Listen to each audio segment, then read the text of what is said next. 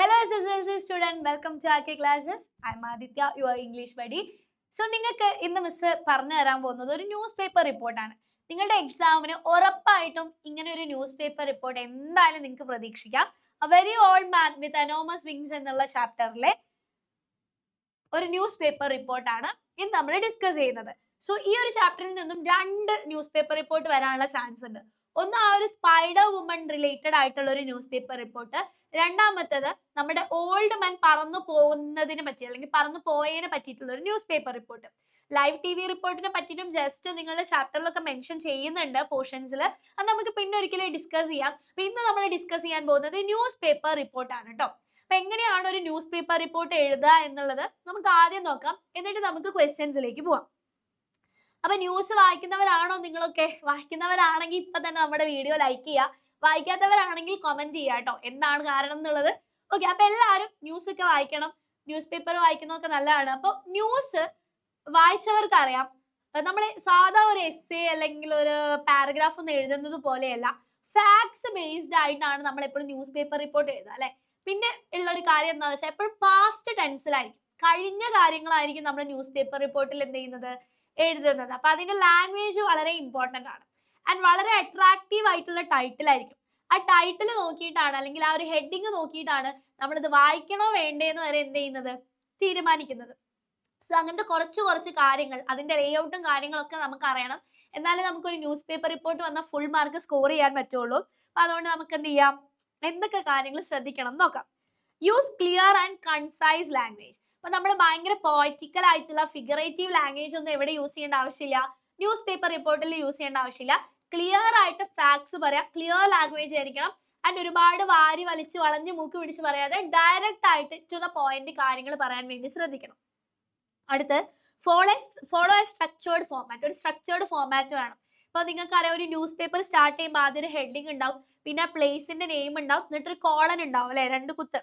അത് കഴിഞ്ഞിട്ട് ഫസ്റ്റ് തന്നെ ലീഡ് എന്ന് പറയും. നമ്മുടെ ന്യൂസ് പേപ്പർ റിപ്പോർട്ടിന്റെ ഫസ്റ്റ് പാരഗ്രാഫിനെ നമ്മൾ ലീഡ് എന്നാണ് പറയാ. ന്യൂസ് പേപ്പർ റിപ്പോർട്ടിന്റെ ലീഡ് എന്നാ പറയാ. അതിൽ നമ്മൾ ഇമ്പോർട്ടന്റ് ആയിട്ടുള്ള facts, what, when, where, why, how, ഈ കാര്യങ്ങളൊക്കെ എന്ത് ചെയ്യണം, ഡയറക്റ്റ് ആയിട്ട് മെൻഷൻ ചെയ്യണം. അതിനുശേഷം മാത്രമേ നമുക്ക് എന്ത് ചെയ്യാൻ പറ്റുള്ളൂ, സപ്പോർട്ടിങ് ഡീറ്റെയിൽസ് നമുക്ക് ആഡ് ചെയ്യാൻ വേണ്ടിയിട്ട് പറ്റുള്ളൂ. ഓക്കെ, ഇനി organise thoughts and idea logical ആയിട്ട് കറക്റ്റ് ഓർഡറിൽ എന്ത് ചെയ്യാം, നമ്മൾ ആഡ് ചെയ്യാൻ. ഇപ്പൊ ആദ്യം എങ്ങനെയെന്ന് പറയുന്നതിന്റെ മുന്നേ ആദ്യം എന്താണ് നടന്നതെന്ന് പറയണം അല്ലെ. സോ അത് കറക്റ്റ് ലോജിക്കലി എന്ത് ചെയ്യണം, നിങ്ങൾ അറേഞ്ച് ചെയ്യണം. എന്താണ് ആദ്യം നടന്നത്, എവിടെയാണ് നടന്നത്, എങ്ങനെയാണ്, എപ്പോഴാണ്, ആ ഒരു ഓർഡറിൽ തന്നെ നിങ്ങൾ എന്ത് ചെയ്യുക, ലോജിക്കലി അറേഞ്ച് ചെയ്ത് എഴുതുക. Research and gather information. നമുക്ക് എപ്പോഴും ചോദിക്കാറുള്ളത് നമ്മൾ പഠിച്ച ചാപ്റ്റേഴ്സുമായി ബന്ധപ്പെട്ടിട്ടുള്ളതായിരിക്കും. അപ്പൊ അതിൽ നടന്ന ഇവന്റ്സും കാര്യങ്ങളൊക്കെ നമുക്ക് ഓർമ്മ ഉണ്ടാവും. ആ ഇവന്റ്സ് ബേസ് ചെയ്തിട്ട് അതിൽ ഇൻഫോർമേഷൻസ് വെച്ചിട്ട് വേണം എന്ത് ചെയ്യാൻ, എന്റെ മക്കൾ ന്യൂസ് പേപ്പർ റിപ്പോർട്ട് എഴുതാൻ വേണ്ടിയിട്ട്. പിന്നെ analyse and interpret the information.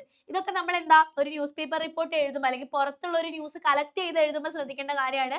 ഇവിടെ നമുക്ക് ഓൾറെഡി ഈ ഒരു ഇൻഫോർമേഷൻസ് ഒക്കെ നമുക്ക് എന്തുണ്ട്, ടെക്സ്റ്റ് ബുക്കിൽ നിന്ന് തന്നെ കിട്ടുന്നുണ്ട്, അല്ലെങ്കിൽ നമ്മൾ പഠിച്ച ചാപ്റ്റർ റിലേറ്റഡ് ആയിട്ടുള്ളതാണ് അല്ലെ. അപ്പൊ അവിടുത്തെ ആൾക്കാരുടെ പേരും ഇൻഫോർമേഷൻസും കാര്യങ്ങളൊക്കെ നമുക്ക് എന്ത് ചെയ്യാം, അറിയുന്നതാണ്.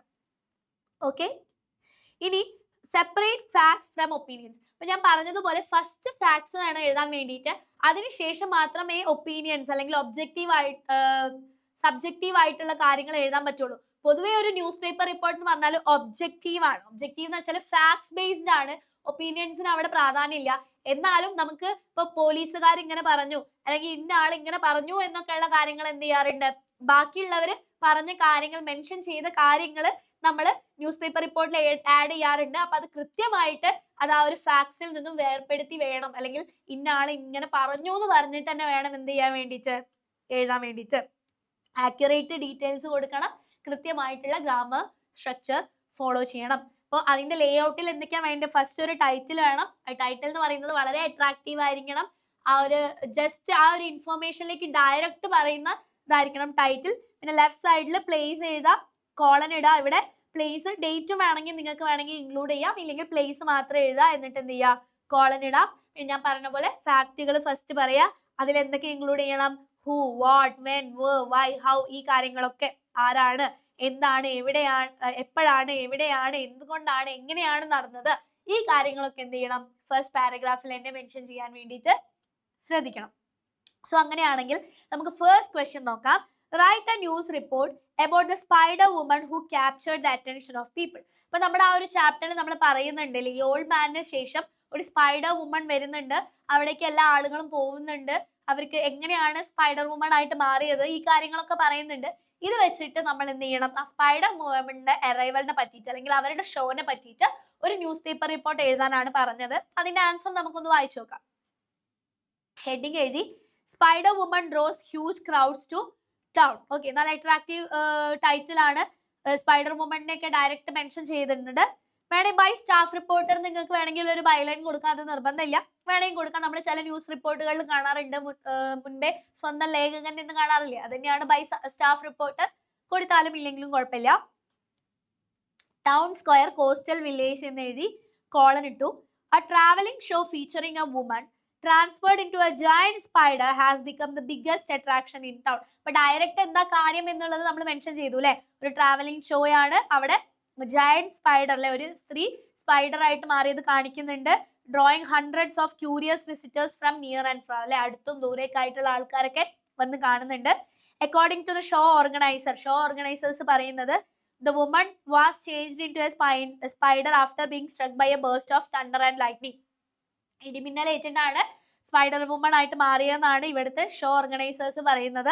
Unlike other unusual attraction, visitors are allowed to speak directly അല്ലെ, ആൾക്കാർക്ക് ഡയറക്റ്റ്ലി അവരോട് സംസാരിക്കാൻ പറ്റും. With her and ask questions about her strange condition, questions ഒക്കെ ചോദിക്കാൻ പറ്റും. Her ability to explain her story has fascinated the public. അപ്പൊ അവർക്ക് അവരുടെ ആ ഒരു സംസാരിക്കാനുള്ള എബിലിറ്റി എല്ലാവരെയും ഇൻട്രസ്റ്റിംഗ് ആക്കുന്നുണ്ട്, ആൾക്കാരൊക്കെ ഭയങ്കര ക്യൂരിയസ് ആണ്. The show has quickly gained popularity because the admission fee is lower. Admission fee lower ആണ്, അതുകൊണ്ട് തന്നെ പെട്ടെന്ന് പോപ്പുലാരിറ്റി ഉണ്ടായി than that charge to see the old winged man being kept at home of Paleo and Elisenda. ആ old മാനിനെക്കാളും ഇപ്പോൾ എന്താണ് കൂടുതൽ views അല്ലെങ്കിൽ കൂടുതൽ ചീപ്പർ ആയിട്ടുള്ള ടിക്കറ്റ് ആണ് ഇവിടെ കൊടുക്കുന്നത്. ഇൻഫോർമേഷൻസ് ആണ് നിങ്ങൾക്ക് പറയാം. As A result, many people who had previously gathered to see the supposed angel have turned their attention to Spider Woman. ഇപ്പൊ എല്ലാവർക്കും സ്പൈഡർ വുമണിലേക്കാണ് അറ്റൻഷൻ. പുതിയ ഒരു ക്യൂരിയസ് ആയിട്ടുള്ള കാര്യമായിട്ട് ടൗണിൽ മാറിയിട്ടുണ്ട് എന്ന് പറയാം. Visitors describe her story as tragic yet compelling. Many believe her transformation serves as a warning against disobedience and poor choices.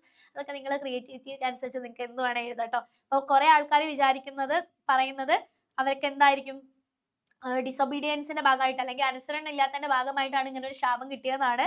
Crowds continue to flock to the traveling show, making it the most talked about event in the region, and local residents report that the Spider Woman has captured the imagination of the public, proving to be a far more engaging attraction than the mysterious winged stranger who once drew large crowds. Okay, so ഇത്രയും എഴുതിയാൽ എന്തായി, ആ news paper റിപ്പോർട്ടിന് നിങ്ങൾക്ക് full mark വേണം കേട്ടോ. ഇനി നിങ്ങൾക്ക് വരാൻ ചാൻസ് ഉള്ള ഒരു ന്യൂസ് പേപ്പർ റിപ്പോർട്ടാണ്. The very old man flies away and disappears at the end of the story. അപ്പൊ സ്റ്റോറി അവസാനിക്കുമ്പോൾ നമ്മളുടെ ഓൾഡ് മാൻ എന്താ, പറന്നു പോകുന്നുണ്ട്, ഡിസപ്പിയർ ആവുന്നുണ്ട്. The news appears in the papers the next day.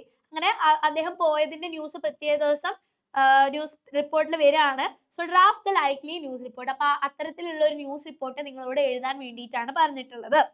Okay, ഈ രണ്ട് ക്വസ്റ്റ്യനിൽ ഏതെങ്കിലും ഒന്നാണ് നിങ്ങൾക്ക് എന്ത് ചെയ്യുക, എക്സാമിന് ചോദിക്കുക. അപ്പൊ ഇതും കൂടി നമുക്ക് ജസ്റ്റ് ഒന്ന് വായിച്ചു നോക്കാം. Mysterious old man with wings flies away. Coastal village, June 10. Date എഴുതണം നിർബന്ധമില്ല, പ്ലേസ് മാത്രമായാലും മതി.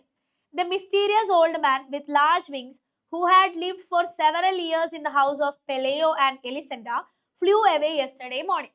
നടന്ന കാര്യങ്ങളൊക്കെ പറഞ്ഞു, ആരാണ്, എന്താണ് സംഭവിച്ചത്, എവിടെയാണ് സംഭവിച്ചത് എന്നുള്ള കാര്യങ്ങളൊക്കെ ആ ഫസ്റ്റ് ലീഡിൽ തന്നെ നമ്മൾ എന്ത് ചെയ്തു, മെൻഷൻ ചെയ്തു.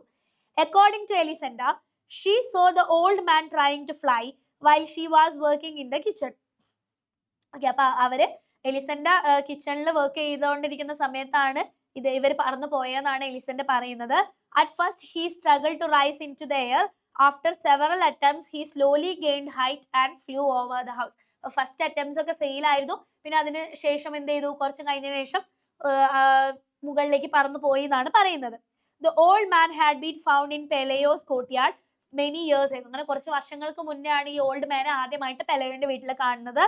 People from different places came to see him because they believed he was an angel. അദ്ദേഹം ഏഞ്ചൽ ആണെന്ന് വിശ്വസിച്ചുകൊണ്ട് നാട്ടിലെ പല ഭാഗത്തു നിന്നുള്ള ആൾക്കാരും എന്ത് ചെയ്തിട്ടുണ്ടായിരുന്നു, അദ്ദേഹത്തിനെ കാണാൻ വന്നിട്ടുണ്ടായിരുന്നു.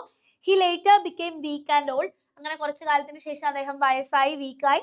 But recent new feathers had begun to grow on his wings. ഇപ്പൊ അടുത്തായിട്ട് പുതിയ പുതിയ വിങ്സ് അദ്ദേഹത്തിന്റെ അല്ലെങ്കിൽ ഫെദേഴ്സ് വന്നു എന്നാണ് പറയപ്പെടുന്നത്. Villagers watched in surprise as he disappeared into the sky. അദ്ദേഹം ആകാശത്തേക്ക് അപ്രതീക്ഷിതമാകുകയാണ് ചെയ്തത്. എല്ലാവരും വളരെ അത്ഭുതത്തിലാണ്. എലിസണ്ട said she felt relieved and happy to see him finally free, and the strange visitor was last seen as a tiny dot on the horizon above the sea എന്ന് പറഞ്ഞിട്ട് നമുക്ക് എന്ത് ചെയ്യാം, ആ ഒരു ന്യൂസ് റിപ്പോർട്ട് എൻഡ് ചെയ്യാം. Okay, so ഇത്തരത്തില് 2 news paper റിപ്പോർട്ടാണ് ഈ ഒരു ചാപ്റ്ററിൽ നിന്ന് നിങ്ങൾക്ക് ചോദിക്കാൻ ചാൻസ് ഉള്ള ഡിസ്കോഴ്സ്. സോ ക്ലിയർ ആയിട്ടുണ്ട്, മനസ്സിലായിട്ടുണ്ടെന്നുണ്ടെങ്കിൽ ഇപ്പൊ തന്നെ വീഡിയോ ലൈക്ക് ചെയ്യാൻ മാക്സിമം നിങ്ങളുടെ ഫ്രണ്ട്സിനൊക്കെ ഷെയർ ചെയ്ത് കൊടുക്കുക. എന്തായാലും ഇതിൽ ഏതെങ്കിലും ഒരു ക്വസ്റ്റ്യൻ നിങ്ങൾക്ക് എക്സാമിന് ഉറപ്പായിട്ടും പ്രതീക്ഷിക്കാം. സോ അങ്ങനെയാണെങ്കിൽ നമുക്ക് നെക്സ്റ്റ് ക്ലാസ്സിൽ കാണാം. Love you all, by.